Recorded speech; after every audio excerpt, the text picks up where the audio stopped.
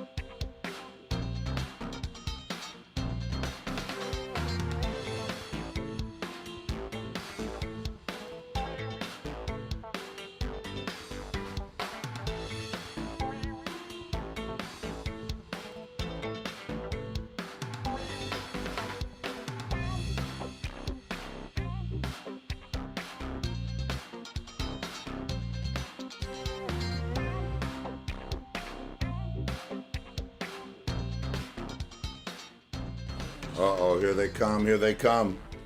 Who? The lawn chair people? Yes, the lawn, no. We're No, I feel happy. safe with the lawn chair people. That's right.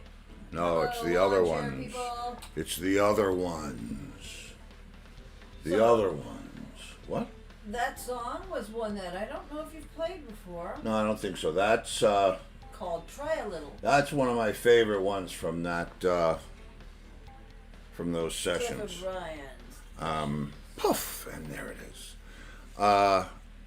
Yeah, those I guess came to be known known as the forklift sessions. But that was always a favorite of mine. Try a Little. And the funny thing about that track and just about everything else that we did is, and I came to realize, I wrote a lot of, I wrote all the songs, the lyrics of the songs with Brian. And it's always fun to write with somebody new, especially if they're easy to write. There's guys that are, you couldn't write with them if whatever. But there are some people that are just easy to write with. They want you to like their stuff, and they want to like your stuff, and it just goes that way. So it occurred to me during he brings his book, got a little book with lyrics in it. I mean, we would write the lyrics and cut them right there on the spot. And I guess that was on days when Cliff wasn't there, because if we were done with the backing tracks with the the guitars, the drums and bass, it would probably just be me and Brian in the studio, unless we were doing overdubs with Mark. Anyway, it occurred to me that all the AC/DC songs, or at least a majority of them, are either about sex, not having sex, Violence. violence, or wanting to have violence. It's we wrote that song about a stripper, right? Stripper going home all alone, and only your dream has been blown. That's that's keeping in the genre, but it's weird when you have to think like that, because I'm thinking, what do we write? And Brian's got this book with like at parties, or that's where I think I played you. What's the party? Who Phoned the Law? Right. And Brian initiated that. Well, because his friend was making that movie. Right. Yeah. So yeah, well, what happened was Mark and I were staying on Bird Key at Brian's house, and he said, "Guys, oh no, that was at night. The next day, that night, he said, "Listen, I want you to watch this movie, because my friend wants us to do soundtrack to it. Us, okay, us. I'm guessing us would be us." So Mark and I said, okay. And he said, yeah, we got to write a song about a party that just got totally out of control, right? We'll call it Who Phoned the Law. That's as much as he gave us. And then he goes off to bed, and Mark and I watch this movie that has no music in it, but we get the point, of what it is. And so the next day, we get up, and he's, I'll just leave me sons. And, we did the whole thing, and he said, oh, come in. And he said, we'll get to working on that song today. We said, yeah, sure, no problem. And we were set up. He has a music room on the main floor of his house, and Mark and I were set up. I brought some recording gear. And he said, I'm going to take a shower. Get yourselves hooked up, And by the time he came back, we had written the song. We had written, actually, we had already recorded the song because we were using drum machine, and I was playing bass on the keyboards, and it was just a trio.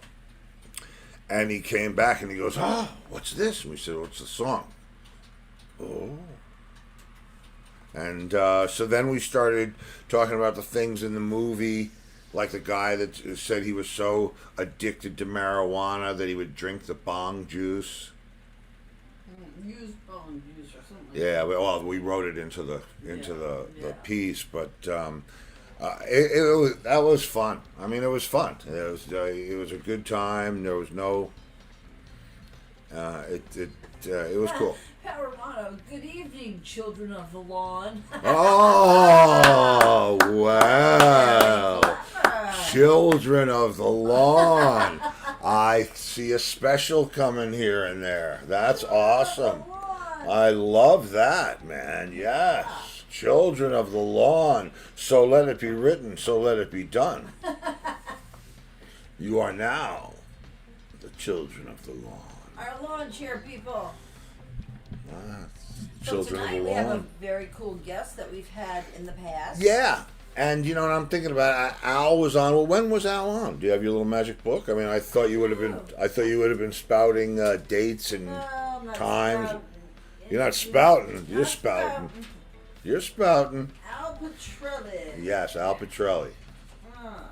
That would be him. Yeah, I know that. Guitar player extraordinaire. That's right. Has played with, well, he like is the head of Trans-Siberian Orchestra. But I mean, the thing about Al is Danger. journeyman. He's a journeyman. A journeyman. Yeah, a journeyman. What does that mean? What does it mean? Yeah. Look it up. He was on October 20th of 2021. October 20th. Okay, so. Oh, no, Wow. 2020. Oh, so it's yeah. over a year. 2020. So we've been through a couple of seasons, a couple of holiday seasons, right? Yeah. Wow. Wow. We've been doing this And show you know, a long time. Randy Jackson called day before yesterday and said, you know, I'm playing at Barbara V. Mann. And it was like, Which is down the street. which we could, you know, you could hit it with a dart. It's about 5 minutes away.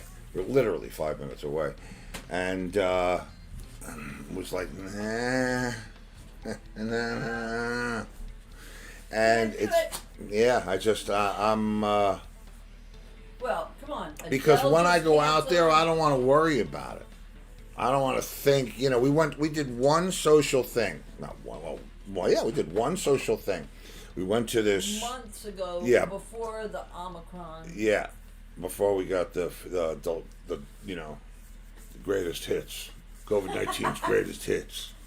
We've got the Delta variant and the Omicron.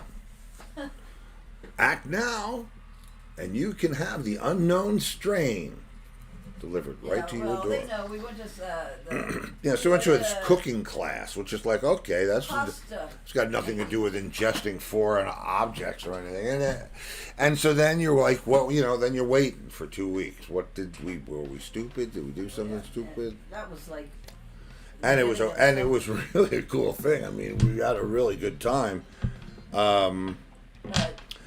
But We said that's it. yeah, we were freaking though. We were freaking pretty good.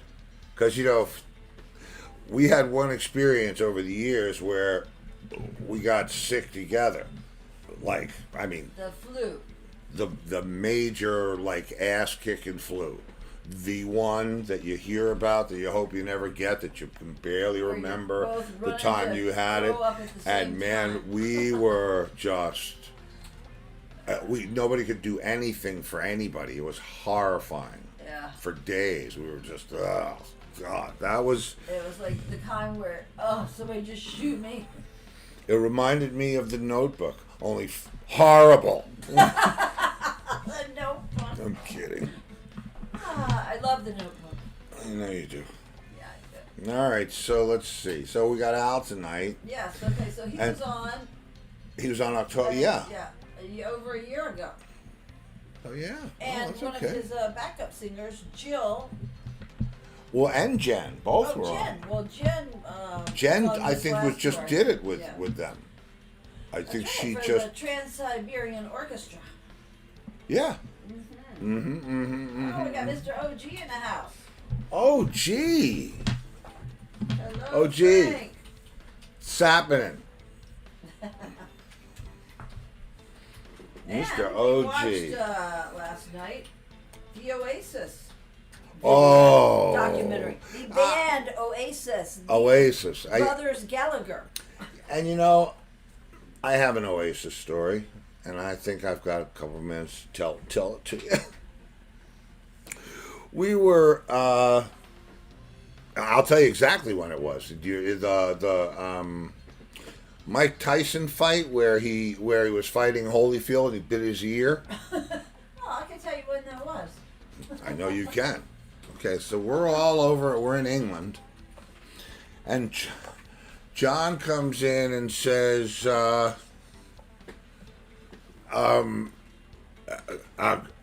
Quigsy. That would have been June 28th of 1997.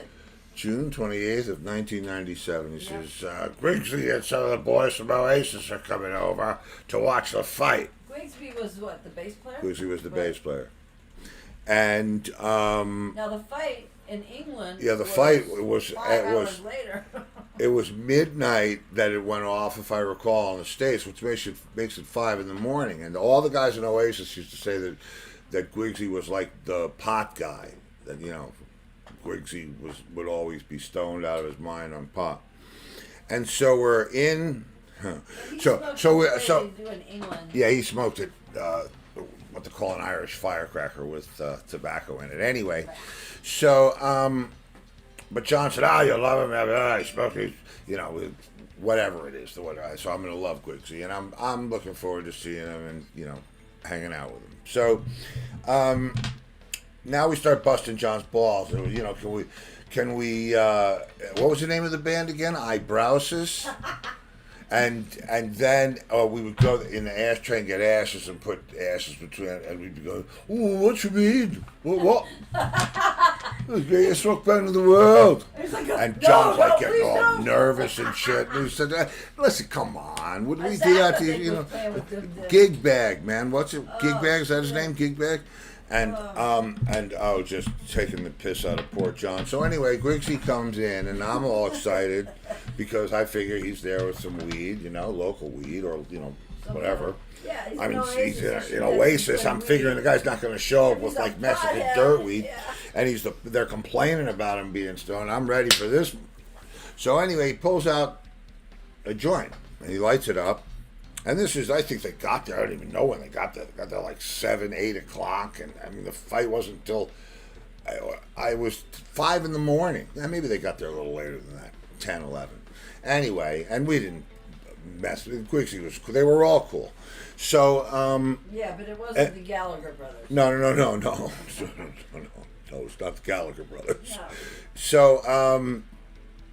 So Quigsy pulls out this joint, and the minute I smell it, I can smell the tobacco in there. I said, "You know what? That's not gonna go down so good with me. I don't smoke tobacco." And I said, I quit smoking, and I'll be, you know, and almost like on cue in a movie, John's mother comes in, and she goes, "It's somebody's birthday," Which it really was not. and she's got a birthday card, right, addressed to me or who do we used to address him to? I don't know, different people. Because And anyway, John told us to send John told us if we joints wanted to be sure that we were going to have pot, we should send it to ourselves in birthday cards that played a song, because they were lumpy and whatever, and people would say, "Oh, that's just a birthday card playing a song," right? With 2 joints in it. So we, you know, I guess he expected we would send like 2 or 3. You know what I mean? We did it every day for a month, so they were showing up left and right. Anyway, I'm in the room with Quigsy. Queenie comes in and she goes, "Somebody's birthday," because she's on to the thing, you know, when the postman comes and brings the birthday card, it's for me. And Quigsy looks at her like she's out of her mind, and I just tear the birthday card in half because I know what it really is, and he's looking at me like, "This guy's out. It's his birthday card." And then the 2 joints came flying out, and we were all laughing, and John Quigsby got fucked up. and Quigsy missed the fight. He missed the fight. I took him out. I took Quigs out, man. Passed out. Yeah, sorry, mate. You know, it's what's. Yeah, missed the fight. Oh, perfect timing. Perfect. Look at this. Come in.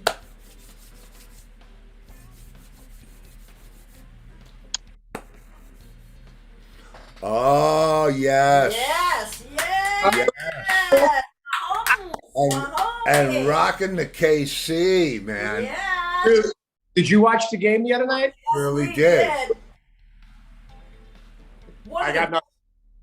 That was a great game. I was blown away. I was I couldn't that whole weekend was nuts. Great. What a great weekend, especially the Bucks game, even though they didn't get it at the end. But Brady went all the way back, and then it was like, okay, what could be better than that? And then Mahomes and company was just like, oh my God. Yep. Oh, that.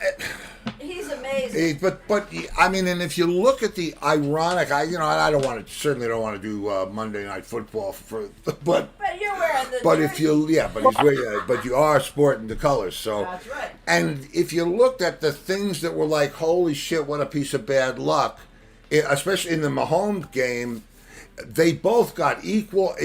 I couldn't believe in the end how it went back and forth like that. I've screwed up. You screwed up. Both of them were amazing. It was like real, just great football. I was happy I got to witness it and watch it, and we'll see what happens this weekend. But I've been a Mahomes fan. I think last time you and I talked, the pandemic in 2020 was the first year I've been home in like 20 years around the holidays. So that was the first football season I watched it in its entirety, and I got to watch this guy play every day. And I'm like, he's a magician, and Yeah. fan across the board. And reckless. He's like, if he was a musician, you would want to jam with that guy because you'd go to places that, Yeah. because that's what he's doing out there. He's just jamming. It's like, okay, here.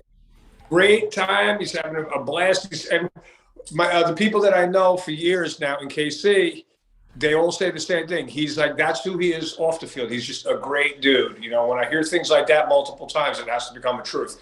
Anyway, I wanted to wish you a happy holiday. Thank you for having me back. Thank you for my awesome shirt. You're the best. You're very welcome. You're very welcome, and happy holiday to you. And it was not October a year. It was a year ago, October, that you were on the show. Yeah. Wow, that went by that fast? Yeah, man. Yeah. Dude. Yeah. 2 holidays, and I was thinking about you during both of them. I was wondering how the one went, how business was. October 20th, If it came back, if it what was out there. Well, so let's rewind. So in 21, after I spoke to you, we did the live stream. Okay, because obviously nobody was touring, nobody was doing anything. Right. It was different, as you know. You spent your life playing in front of audiences. And when you're in the studio, you're in the studio. When you're in front of an audience, this was somewhere in between the two. So we rehearsed a lot. We got it together, and the cameraman said, "All right, here we go." He counted backwards from 10. Boom. And for a couple of seconds, I was like, I'm just kind of playing, and I said, I got to get out of my head. And I just kind of closed my eyes and went back to memories of thousands and thousands of shows, whatever. And it came off great. And I didn't find out, until about 2 weeks later, that we had sold almost 250,000 of those things. Wow. That's man. Let's, Yeah, which, business-wise, I'm sure that's great. I don't get involved in the business. But what made me really happy was 250,000 households wanted to spend their holiday and their tradition with Paul O'Neill's work again. So I did the math in my head. If you figure mommy, daddy, some drunk uncle by the fireplace, and a couple kids, that was how many tickets we sold in 19. So and that was an awesome experience. This past year, dude, we killed it. I mean, it was kind of like going to Normandy Beach with a water pistol. Oh.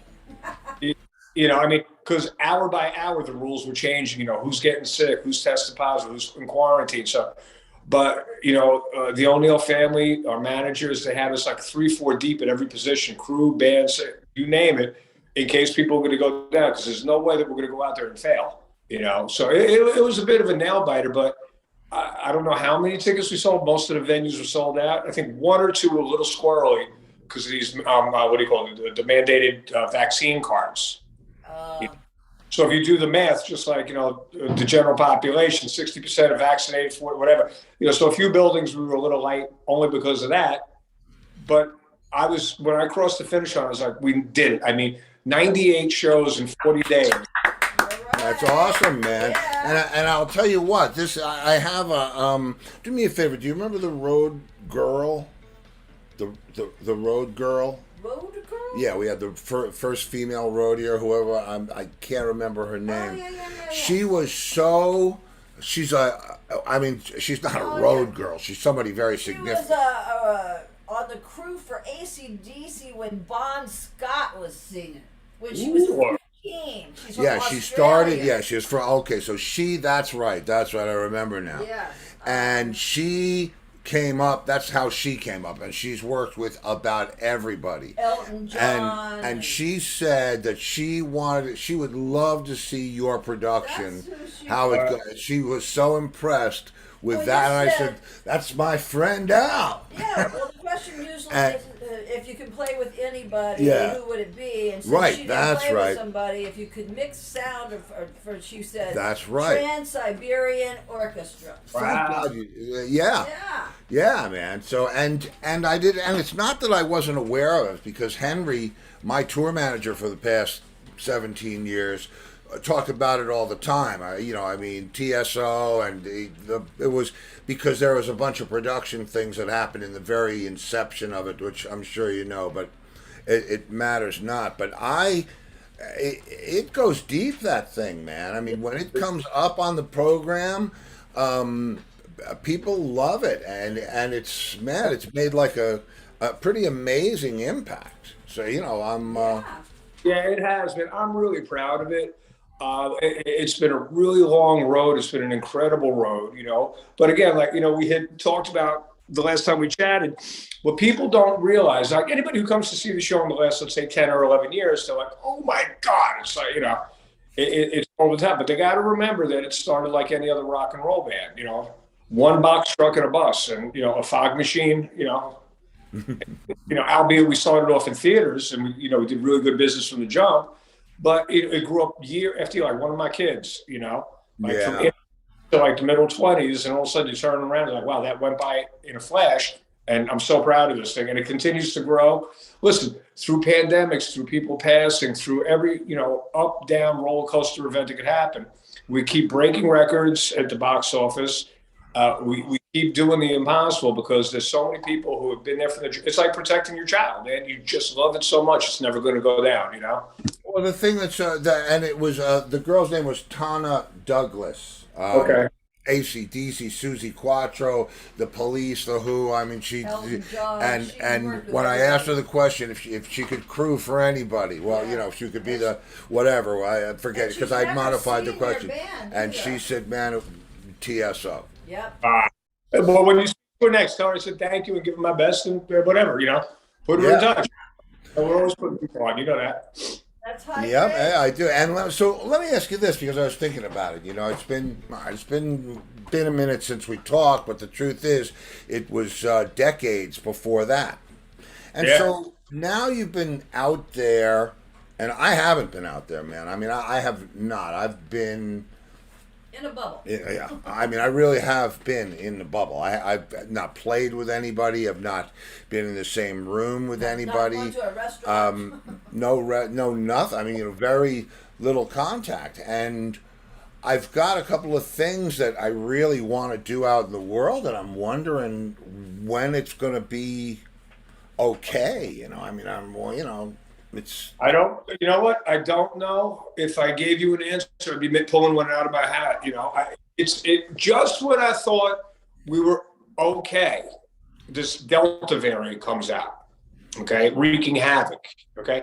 And it migrated from the East Coast to the West Coast, So by the time I got into Sioux Falls, Denver, Spokane, this thing, the Delta variant was kind of like in. All right, so we were being ridiculously cautious. We were in bubbles by bus, meaning I had, I think, 12 buses. We couldn't hang with the other people on the other buses. You couldn't mingle with the crew. You couldn't eat with the crew. I was wearing a double mask literally for 60 days. I tested every morning and every night. Just, because if you get sick, it spreads like wildfire. So then as we turned the corner, Southern California, Arizona, where am I? By the time I hit like Alabama and Florida, we were like, it's all behind us in the rearview mirror. Not that we changed protocols and safety precautions, but Right. I was the audience in Tampa, man. There was like 18,000 people, not one mask inside. They're like, "We're partying, dudes." Texas, same thing. But this other thing ended up landing on the East Coast, this Omicron thing, and it was wreaking havoc on the East Coast band. I mean, it was basically chomping at their heels every step of the way until the last show in Cleveland. So it was terrifying. It was frustrating. But once we finished it, it was just like, it was like going 12 rounds with Ali, but finishing and winning. If I could last one round with Ali, I have seen the man fight. Yeah. I'd just be running out of the garden. But anyway, in answer to your question, my brother, I don't know what's going on. Like, I'm home now, and I'm over it. I did my job. We pulled that battleship back into dock, unscathed, successful, all that. Now I'm up here in the mountains. My kids, my wife, I'm teaching my lessons on weekends. It's almost like it's impossible not to get it, at least this Omicron variant, which is supposedly much milder. But, it's still, I guess, bad, and it's ridiculously contagious. Yeah. Well, you wouldn't want to get the flu either. I mean, and that, that's, I've had that, and how many times can you want to die? But it is what it is. Randy Jackson and George Cintron just played in our town night before last with the orchestra doing the Led Zeppelin thing, and we said, "Sorry guys, but we're not coming." Yeah, they played. Because then there's so many symptoms. Are you fatigued? Do you have a headache? Does your body ache? Are you nauseous? I'm like that every morning. It's called a hangover. Yeah, I was gonna say, are you kidding me? Oh, Christ Almighty! So, all joking aside, we're still getting very sick. God bless and rest his soul. Meatloaf just the other day. Yeah. Anytime we think that we're out of the woods, there's something else about it. So. Maybe in another year it'll ease up and it's just be like a flu. I don't know. That's up to God and science. I was just happy that I got to plug and play and go. And looking forward to next year. Well, so let me ask you this, because I was thinking about today, and about us chatting today, and it occurred to me, I haven't really talked. I've talked to everybody about the past. I mean, Rat Race and the night we did this and blah, blah, blah, blah, blah, blah, blah. But I haven't talked to anybody about the future. And I thought, because, look, they say if you want to make God laugh, tell him your plans. But it's still nice to make them, you know what I mean? And I was wondering, what you see in the future for you. Will you? I think you have an institution in TSO, so I think that question probably really answers itself. As long as God willing, you're able to do it. But, yeah, I would like to do this for as long as I can do it. I mean, I'll be morose or whatever, but until the day I drop, that's when I figure.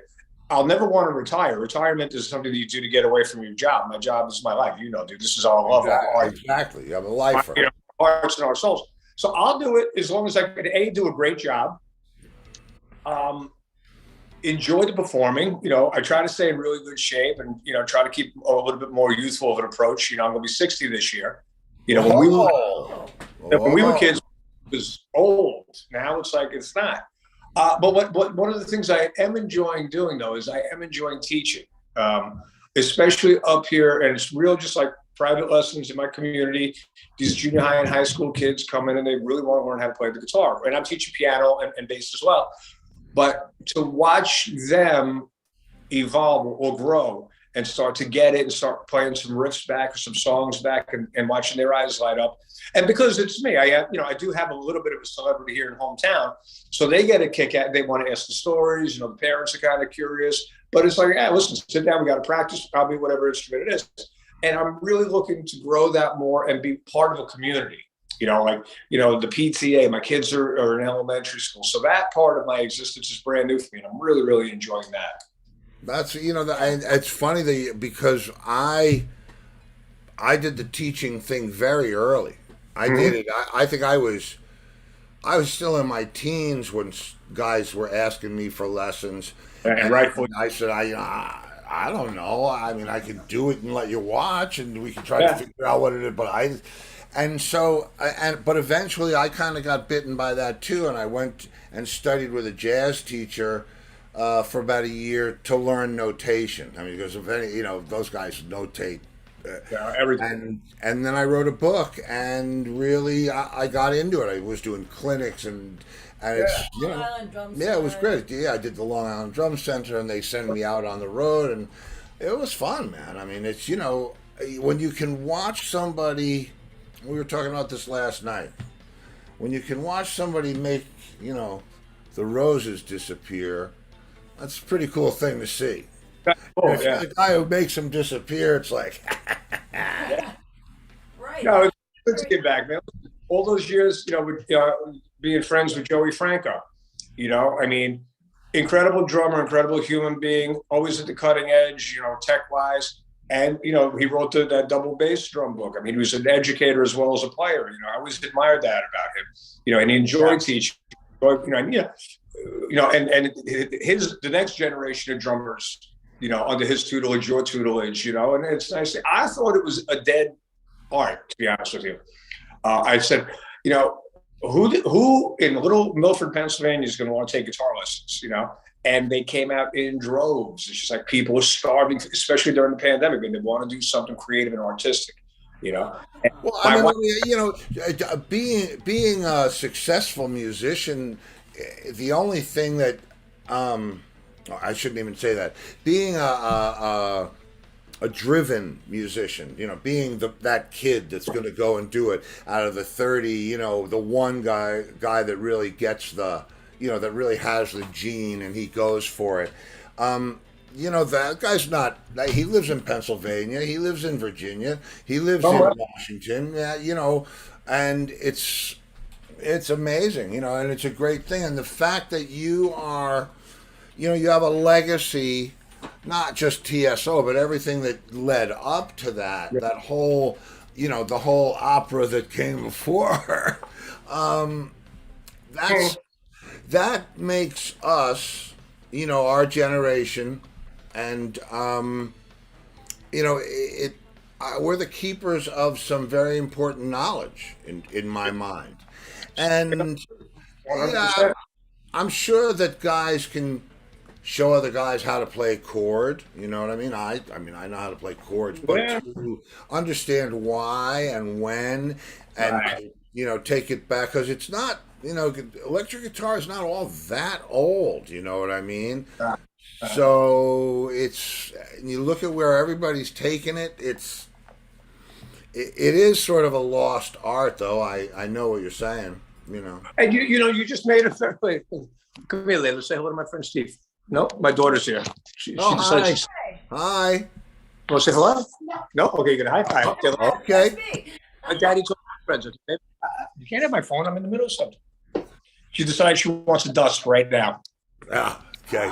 Hazel. All right. But you said something really important, because even the generation, I don't know, let's say 40-year-olds, they didn't cut their teeth in the clubs in the tri-state area. That era, and I expressed to you how important you and your band, when I heard "Struck by Lightning" for the first time when that song came out, that you're a bunch of dudes playing Zeppelin better than Zeppelin, playing the Who better than the Who, playing all that stuff, at Cheers. And we were just sitting there and watching Mark play guitar, and forced us to run home after we stopped at Jack in the Box on Deer Park Avenue, go home and just try to hit. So we had the bands, the Zeppelins and the Who's and the Floyds and the Allmans and Skinner, whoever it was, playing at the arena level, but the club level was not a club level artistry. It was an arena or a stadium level artistry with 400 people for dollar buds and 10-cent shots all night. That was exactly that. If you weren't there, then people look at me like I'm lying through my teeth all night up and down Deer Park Avenue, 3 different clubs, 3 different bands. Who's playing this? Who did this? Tony Bruno grabbed the guitar and he was doing. Oh man, it was an amazing era. It was, and I talk about it all the time. It was. It was like nights a week. it was as much as it was as significant as the Haight-Ashbury thing, as significant as any of the Southern Florida rock and that whole thing, as significant as Seattle, and it was its own thing, and it emanated, it spread out to New Jersey and Connecticut, but it emanated from New York, I believe, and from Long Island because of the concentration of people and the venues and the willingness of those venues to expand, to allow us to to do our thing on a great it was an amazing time, and it'll never happen again, not like that. That's the sad part. That's what I try to explain to these kids, because I tell them, obviously you're the best you are in the privacy of your own bedroom or your basement or your mother's garage, whatever it is. That's when everybody's at their best. To this day, I'm sitting on the couch noodling. God damn it, why can't I do that when I'm working? So then it's how high can you get? 90%? Can you get to 92% of ability in front of people? Not unless you do it all the time. And play in clubs, and playing the garage band days in the early 70s, the club at the end of the 70s into the early 80s, the outdoor concerts, all that stuff is where you learn to perform and be able to play standing up as a guitar player, or you're doing your thing with a crappy monitor. It's like, whatever, I still got to hit this stuff. Yeah, I mean, we were making it up as we went along. That's really, what was happening. What with regard to Rat Race and that whole thing, our manager used to take us. His girlfriend worked for Ron Delsner, so we would get family seats to all the concerts and get to see all the stuff that the big bands were doing. And we said, why can't we do that too? Why can't we have our own lights? And why can't we do this? And it was just. It was like a flame, that whole thing, and so much came out of it, and I'm so glad to be back, in touch with you, Tony, and I mean it's just George and Randy. It's like, it's a very good thing coming out of a very dark situation. So it's so nice. And listen, there's got to be a way that, like, when things settle down, have some sort of reunion, get a bunch of people together, do something fun, because, the 26 years that I've been doing TSO now went by in 26 minutes. The 40 years that flew by since I probably seen you in a club for the first time went by in 40 minutes, man. And, and my dad always told me, the older you get, the quicker this thing's going to spiral, so don't put things, do stuff. And, my wife is constantly telling me, I don't want to talk about it. Let's just go do things, And I'm like, right on. That's what I learned from the pandemic. There's no more. Tomorrow is no longer a guarantee. Yeah. I hear you, and I remember that. There's been a couple of times where there was tomorrow was no longer a guarantee, but certainly this is but it's taken out a lot of musicians. Yeah, it has taken out a lot of musicians. I mean, and for me, there's a certain suffrage there, because if you're a player and someone's going to let you play, you're almost risking your life to do it. Well, you know what I mean? That's how you make your money, But you got to pay the bills, man. It's like, yeah, that's been the most horrible part. I mean, for so many people to be out of work for so long, listen, I don't ever want to minimize what this thing really is, because there's so many people who have suffered such horrible loss, family members, friends, loved ones have passed on, financial ruin, all that. I mean, knock on wood, I got nothing to complain about, but I'll never lose sight of how many people have so many things really horrible. So, it's always prayers to that. I fear every time my kids go to school, you can be okay. Who's not paying attention, who's sending their kid in sick, the inconsideration level by some people, has been magnified during this whole thing, and then the kind of people has been magnified. So it's like it brings out the better and the worse, or the good and the bad. There's two schools of thought. I'd rather be overcautious and be wrong than undercautious and be wrong. Yeah, truth. I mean, but it's insanity. So Let me ask you this, because when the thing for me, and we came up in that band mentality, and I've been talking about this because I wanted to revisit all the guys that I've had on the show, over the year and so on and so forth, and catch up. And when you were playing out, was it always the band vibe? I mean, was that what attracted you to it? Was that gang kind of us against the world thing, or was it I'm doing my thing, I'm here, I'm doing my job, and that's what it is? Maybe a little bit of both. It's a good question, dude.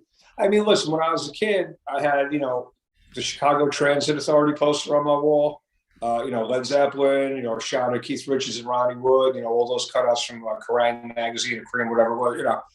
So, the Allman Brothers band, Leonard Skinner, the band, the Doobie Brothers, so yeah, I always liked bands. I always had a band. I mean, from like the fifth to sixth grade, whatever, But somewhere along the line, I kind of realized that I'm more in love with music than any one particular thing. And I found myself getting kind of bored in this band, So I enjoyed playing in like my Leonard Skinner band, and then I'd go jam with a jazz band, or get involved with a bunch of acoustic people doing like some Pure Prairie League or Cat Stevens. So I kind of was jumping from pond to pond, and it took me a little bit longer to get good at anything because I wasn't really all that focused. And making, discovering who Larry Carlton was and Steve Lukather and Tommy Tedesco and the big session players from that era that were playing everything. And I was like, I don't know if a band is for me. I was always in a band trying to get a deal, but my heart was always like, I don't know what I want to do. And I figured I'm going to stumble upon it one day. Yeah. Well, no, I hear you. I just, when I look at, because at my point, and, you're going to be, when do you turn 60? September. Yeah. September what? 26th. Oh. He's a Libra. A Libra. Yeah. Okay, I'm the 21st.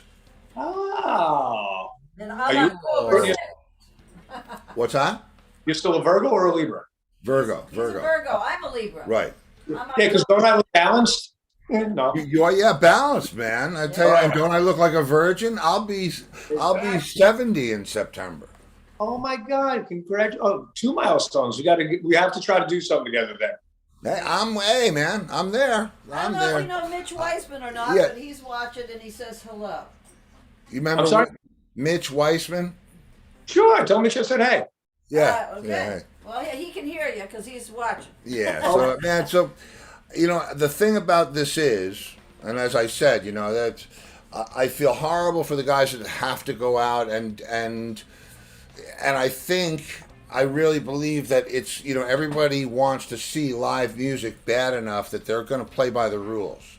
And I think, what you just told me about the past 2 seasons reinforces that. That it's so great that you were able to go out and do that. It's, thank God you had you have a big enough production where you've got the isolation. And believe me, I know what it's like to be on the test tube bus. What's up? But listen, you have to respect the enemy, and that's one thing that I've learned over years of trying to learn how to box. If you don't respect your opponent, you're setting yourself up for disaster. So the level, and I don't mean you have to respect somebody in a benevolent way. I mean, this is a disgusting, horrible plague, but you got to respect what it is, and don't, like there's an old saying: assume that every gun is loaded, and you'll never have a problem. Assume that everybody has it. Assume that if you touch something, you have the chance of not only catching it for yourself, but spreading it to other people. Okay. I mean, and God forbid anybody was to die from this thing. We were all vaccinated. We all got boosters. We all did everything that we could, according to, the scientists and the doctors saying, if you do all this, you're going to minimize the risk. All right, we're going to minimize the risk. We traveled with a COVID compliant officer. Again, I double masked up. The only time I took that mask off is when the house lights went down and the curtain went up. Grabbed the mask off, stuck it in my pocket, played for 2 hours and 10 minutes, fists in the air, time of my life, walked off stage, mask on, don't talk to me. And those are the, if that's as bad as it's going to be, I heard people complaining, well, I want to go to the bar. Well, you're not going to the bar. You're not going to Chuck E. Cheese or whatever the hell you do on days off. Stop it. Yeah, It's yeah. the price of doing what you love to do, and then deal with it. I didn't make the rules, but I have to abide by the rules. That's right. And I had an incident where one crew guy got sick, got on the bus, and within 3 days, the entire bus was testing positive. This is no joke. No joke. Well, my best friend and bass player down here in Fort Myers is Larry Hobbs, who just happens to be the head of our ER, and the guy's like a for real doctor. But if he's as good a doctor as he is a bass player, he's a really good doctor. But he always kind of gives me the positive vibe, or then well, it's getting ugly, and he seems to think that we're going to start to notice something. And I don't want to give anybody false hope, but he said, about 6 weeks, maybe you're going to see things starting to change a little bit. Yeah. Because everybody's got to get past their ego. Oh, no shot for me. Yeah, shot for you. Do you know about Djokovic? Oh, the tennis player? Oh man, Oh, he's like the he's best like in the the best world. in the world. He's about to play for his 21st record achieving Grand Slam, Yeah, Mhm. the Australian but he Open. won't get vaccinated, so they won't let him play. Yeah, they made him leave Australia. So they said it's the first time in history that a guy lost a Grand Slam event by missing 2 shots. Ah. Hey, people divided, man. And if you're not going to get vaccinated, okay, it makes no never mind to me. In order for me to go work this year, I had to get vaccinated. Did I go kicking and screaming? No, I just went. If I grow a unicorn horn out of my forehead from this vaccine, whatever.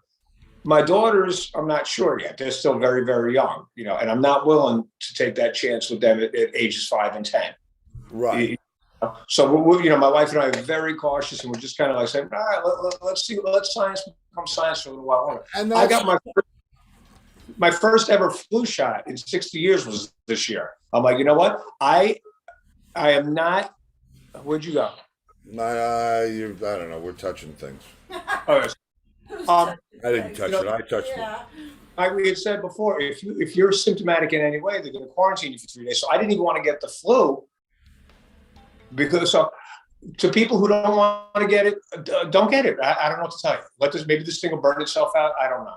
Well, let me tell. Let's just switch gears for a minute because this was kind of a fun thing for me to realize, and I mean, it's not that there's really any fun associated with this thing. It's a freaking nightmare. But I'm all of a sudden, we're still using airports. We're still doing what we have to do. Don't you still have the same wash your hands, take your emergency procedures when you go through? Don't you still have the let's not get sick from anything procedures? Anything. So. That you did 5 years ago, 10 that you years did ago. that you did 10. I've been doing that for 20 years. Yeah. You know what I mean? I haven't been wearing a mask, but every time I go to Japan, those freaking cab drivers are wearing them. Man, everybody on the bullet train I used to was like, "What's up with that?" Hey, listen, Because they know something. yeah, because they they know something. Yeah. So what's Yeah, what's TSO over? yeah? for a What are while? you done for the season or how? Yeah, tour-wise, that's it. We'll start. The routing for next year's been in the works for a while. They're starting to talk about. We'll get into like production conversations, musical conversations, probably in about another month. I'd like to get back down to Tampa to continue to do some recording. We started out some new music that start, stop, whatever. I'd like to get back into some sort of routine again. Sure. But in all honesty, if that's like a Zoom meeting once a week, some conversations with my managers, Paul's wife, whatever we want to discuss for next October, for the next 10 months, again, I'm kind of if this is what it's going to be, like craziness for 2 months and 10 months of relative quiet, I'm good. You deal me the hand, I'll play the hands. So. Well, I'll tell you. Have you heard of this label that's around Deco, Deko Records? Oh. They've got Chasm Sultan from Utopia, and I love Kaz, and I miss. He was on the show. I had him on a show not long ago. Kaz is an old friend. He's a good boy. Yeah. And he's on this label, and I think Carmine Appice's on this label. Vanilla Fudge, And I think, is on it. is it vanilla? I don't know. So I start looking at this label, man. And long story short, because I don't want to. We could stay here all night. All night. A week there one night, but I signed a 2-record deal with them for my Entwistle rarities. Yeah. Awesome.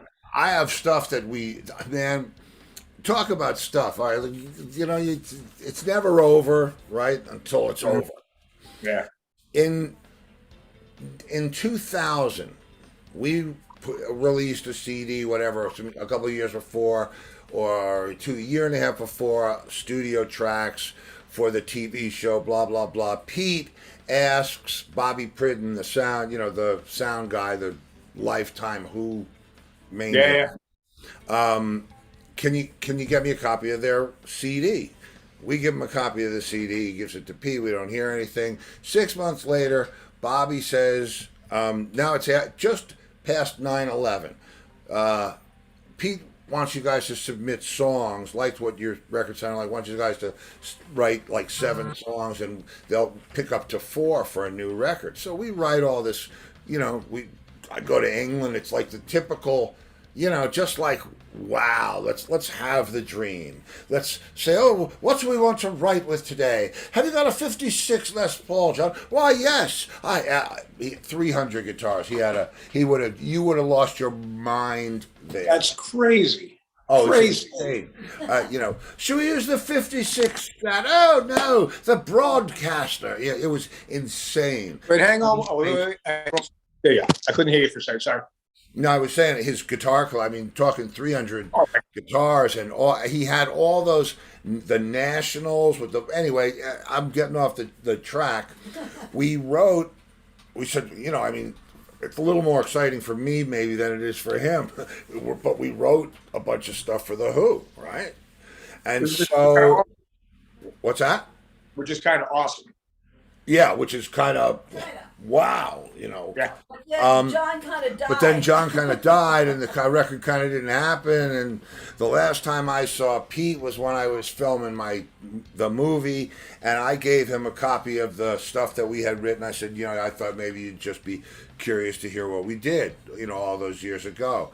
And he took it, and that was the last I heard of it. So now I'm going through my archives, and I'm seeing all this stuff, and because I have a recording studio here in the house, I can now take old Johnny's original bass tracks and just have everybody play on these records, because now they're not Who songs anymore. So who can we get to sing? Who wants to play guitar? Who wants to do, and I really think I know enough about John. We were close enough musically and as friends. I know what he would want. I know what he would want to hear. Sure.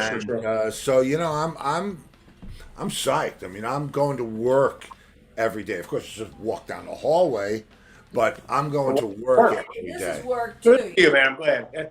And I can't wait to hear some of it, man. I can tell how excited you are about it. So good. Yeah. Well, and listen, Al, you never know where it's going to go. I will, if there's I'll send you some of the stuff, because it's the demo, and we have unreleased tracks, things that are crazy. But I'll call you now that you're home for a while, so we can relax as it comes together. Maybe we can find something to do together. Yes. All day, all night. Yes. That's simple. There you go. Perfect, man. Well, I think we got to end it on the high note, right? I got to let you eat dinner, and listen, kiss your beautiful daughter. And how many kids now? 5 in total. Wow. God bless you, man. 3 boys, all grown up from my first rodeo way back when, and then 2 beautiful little girls now. And it's, it's the greatest thing ever. Being a little older and just a little smarter, or less stupid in my case, you learn to appreciate all these little moments a lot more. Things are, again, nothing but praise and love. Much respect for you. You stay safe. Thanks, man. You too. And let's talk soon, but much love always. Right back at you, bro, and we will talk sooner than later. All right, Steve. Bye now. Take care, man. Thanks. Bye, Al. See ya.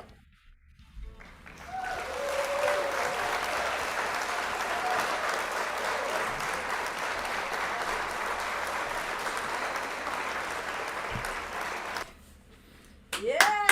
Oh, yeah, huh? Al Petrelli. And you know where I'm thinking now. Because, Yeah, but I've I been. mean, not only is he very talented, he's very personable.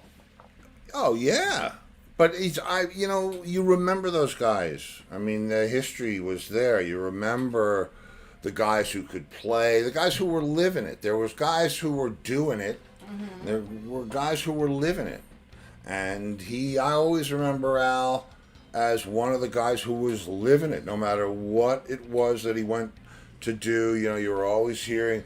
And, Randy Coven used to speak so highly of him when I did Yeah, they played together. Yeah, I know. Yeah. And so we talked about Al when we did Sweden for the day. Randy and I we were having ourselves a yak fest. But no, it's nice, all those guys, together. And it was Riley, John Riley, I think, was the drummer in that band. And all talented guys and all guys that deserve to still be in this crazy business, business of show. Yeah.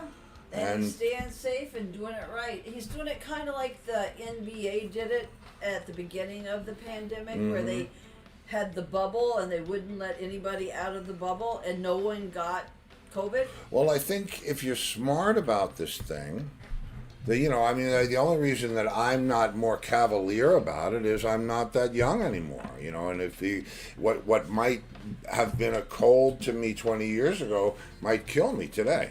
Yeah. But if you don't. Well, Mitch just mentioned, he said, did y'all talk about Meatloaf not being vaxxed? No, I wasn't sure about the vax, not vax thing. I don't know, man. No, he wasn't. He wasn't. Yeah. Okay. But we're not gonna get that gloomy. And You're right, Richard. Please, Richard Wing, TSO rocks. Oh yeah, Yes, they do. And I'll tell you what, it's funny because I see Al in those performances, and I can remember back to when he was learning how to do all that. Great. Yeah. And I take great pride in that. I was there, he was at the other side of the window and, and turned it into a life. He used to go see you at Cheers. Yeah. And they go to Jack in the Box. You know that Jack in the Box? Yeah. I was always afraid to go to that Jack in the Box. Well, Randy Jackson went to the Jack in the Box on the way to Long Beach from Island Park. And he next got to Leone's? so sick. He got sick like we got sick at Sonic. He puked in our house in the Hamptons from clams. Was he a puker? He was a puker. See, Chris Peck was our puker. Yeah. Always Peck. No, but he got something bad from Jack. Before midnight on any New Year's Eve. It was over or under. Is he gonna? Chris Peck came to our house and drank White Russians, like frozen White Russians. And next thing you know, he's out in the backyard puking. Is he going to throw up before 12 o'clock or after 12 o'clock? How many years ago? 17? 16? Yeah, 16 years ago. Yeah, and what I'm talking about is, I don't even want to talk about what I'm talking about. So, tomorrow, anything goes, all right? All right. Anything goes. Wednesday, me and Steve. Yeah, so I have some... Wait. What? We have a couple of requests. Remember, this is when the people request what they want. Mark Visconti requested Life After Life from Rat Race Choir. I can do that. Gail requested a sports theme, like Steve skateboarding or skiing, to Rat Race music. We have some skateboard. I can do that too. Okay, did you other people write something? Think of something? Yes, Mark, we have you already saying Life After Life. Yeah, no, you're good. You're good. You are good. You can't get you. Oh, when the sun comes up, the video? Who said that? Tim. Okay. Tim, the video when the sun comes up? I'll, good. More Entwistle stuff. For Frank Feeney, you like the live stuff? I've got to, let's see. Okay. That'll about fill it up. When the sun comes up is Entwistle stuff. Frank Feeney wants Entwistle? Yeah, Frank Feeney wants more Entwistle stuff. Okay, so we have 2 rat race things. And yes, 2 the video, info. the when the sun comes up video. Okay. Okay, Done.